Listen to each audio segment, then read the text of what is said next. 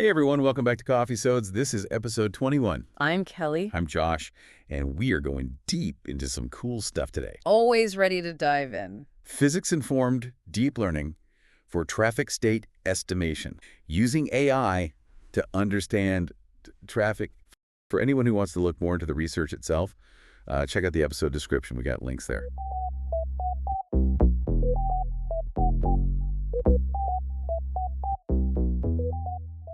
This is trying to understand traffic, something we all experience with this cutting edge, this blend of physics and deep learning. Exactly. So before we get too lost in the AI weeds, what is traffic state estimation? It's really all about figuring out what's happening with the traffic at a specific time and place. So you got the density of cars, how many are crammed in the space, their velocity, how fast they're moving, and the flux. Okay. Which is like the rate of cars flowing through. So it's like taking the pulse of the highway. Okay, that makes sense. But haven't we always been trying to predict traffic? What makes this approach so special? Right. We've used different methods like physics-based models. So these use the laws of physics and equations and all that good stuff to describe how traffic behaves. So like a scientific way to approach it, right? Yeah, but they can be rigid. Okay. Real-world traffic is messy. People making lane changes, unexpected slowdowns. Right. Things that those neat equations don't always capture. Yeah, totally. Like how many times have you been stuck in traffic and it's like, where did this come from? Yeah. There's no physics equation that could explain that, you know? Yeah. And then you have data-driven approaches, which use tons of traffic data and machine learning to find patterns. Right. So it's like using AI to learn from experience. Yep. Right. You got it. But these can be a bit of a black box. They might give you predictions, but we don't always understand why. Okay. They can also be data inefficient, meaning they need mountains of data to work well. So they're good at memorizing traffic patterns. Yeah. But not so good at understanding the underlying reason. Exactly. Okay. And that's where physics-informed deep learning, or PIDL, comes in. Okay. It's this really awesome hybrid, taking the best of both worlds, the rigor of physics-based models, and the learning power of deep learning. Okay. Yeah. I'm officially intrigued. It's like we're giving the AI a physics textbook before letting it loose on the data. So how does this dynamic duo work? Imagine a deep neural network. Okay. That AI workhorse. With PIDL, we're not just feeding it data, we're also training it with those physics equations. Okay. It's like giving it a crash course in traffic flow theory. That's brilliant. And to show you how this works, the researchers used a simplified numerical example with something called the Lighthill-Witham-Richards model, or LWR for short. Think of it as a classic way to describe traffic flow. Got it. So they're testing out PIDL on this model before taking it to the real world.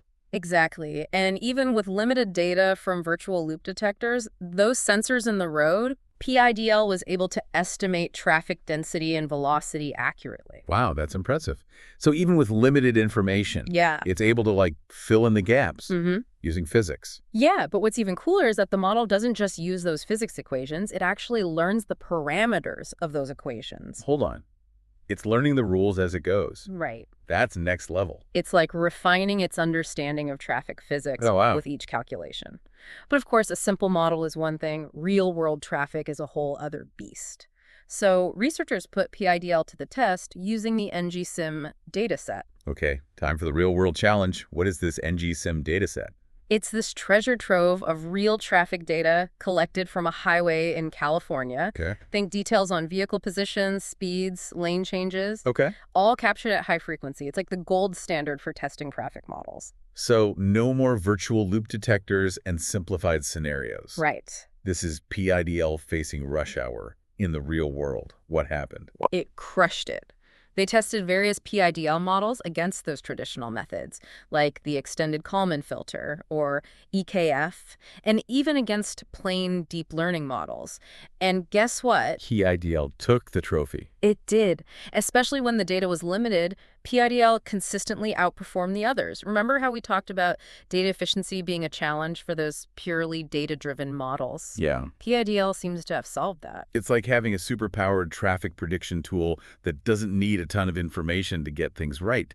But here's where things get really interesting. We're not just predicting traffic anymore, we're predicting how confident we are in those predictions. We're talking uncertainty quantification. Exactly. Because What good is a prediction if you don't know how much to trust it? PIDL allows us to estimate not just the traffic conditions, but also how certain we are about those estimates. So instead of just like a number, we get like a range of possibilities with an indication of how likely each one is. You got it. And that's where the concept of aleatoric and epistemic uncertainty come in. Okay, those are some big words. Break them down for me. So aleatoric uncertainty is all about the randomness inherent in the data. Think of it like trying to predict where a leaf will fall on a windy day. There's always going to be some unpredictable movement there. Got it. So aleatoric uncertainty is about the randomness we can't escape, no matter how good our model is. What about epistemic uncertainty?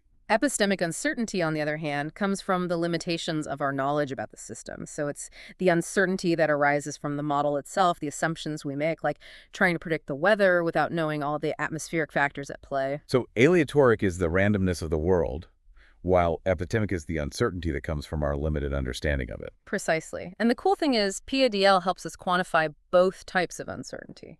So it's not just about how accurate the prediction is, but also about understanding what we know and what we don't know. That's pretty amazing.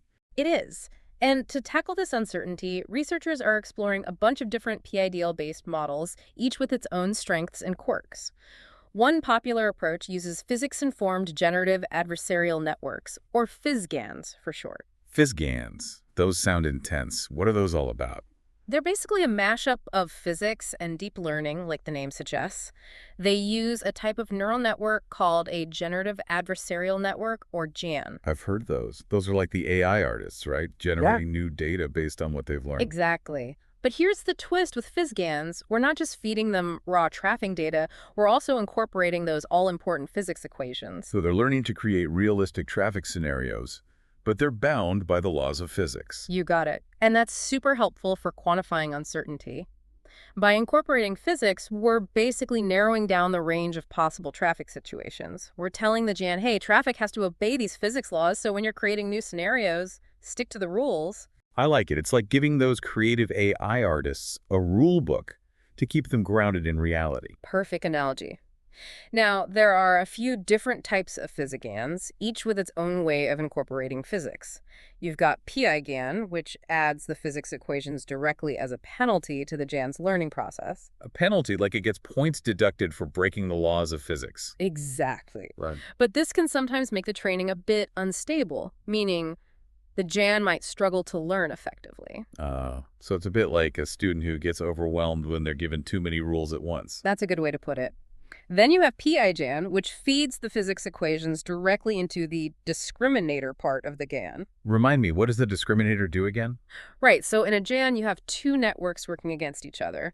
The generator, which is creating the new data, and the discriminator, which is trying to tell the difference between the real data and the generated data. Got it. Like a constant game of AI hide and seek. So PIGAN gives the discriminator a physics cheat sheet to help it spot the fake traffic scenarios. You got it. And this seems to help with that training instability we talked about. It's like giving the GAN a more structured learning environment. Makes sense. So we've got PIGAN and PIDGAN, both using physics to guide those GANs. Yeah. Any other types out there? There's a couple more. There's MEME-GAN, which works with stochastic differential equations. Oh, okay. So think of these as equations that include some randomness. Okay. Because, let's face it, the real world is full of random events. So instead of assuming traffic flows perfectly according to those physics rules, MEME-GAN acknowledges that there's always going to be some unpredictable element. Exactly. It embraces the chaos. Okay. And with MEME-GAN, we're not just using those equations, we're also including information about the uncertainty around the physics parameters themselves. Whoa, we're going meta.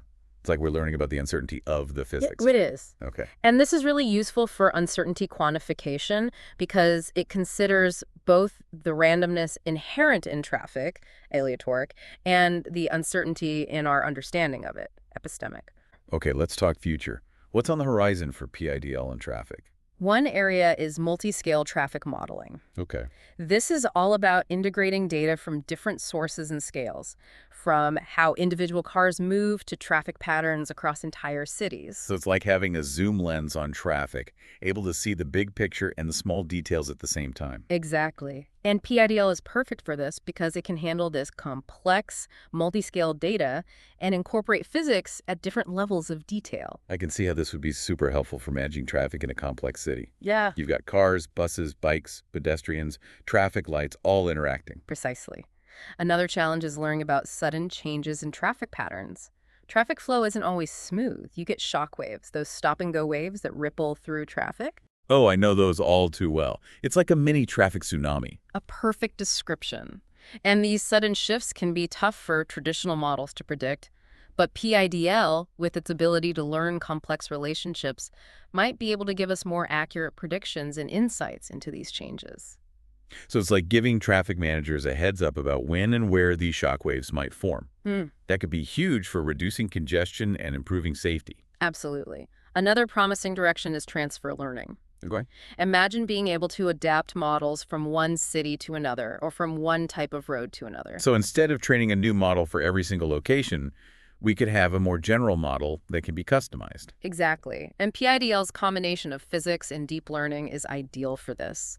The physics of traffic flow are universal, while the specific patterns and behaviors might vary. So the physics provides the foundation, and the deep learning fine-tunes the model to the specific context. That's super efficient. It is, and it could save a ton of time and effort in developing traffic management systems.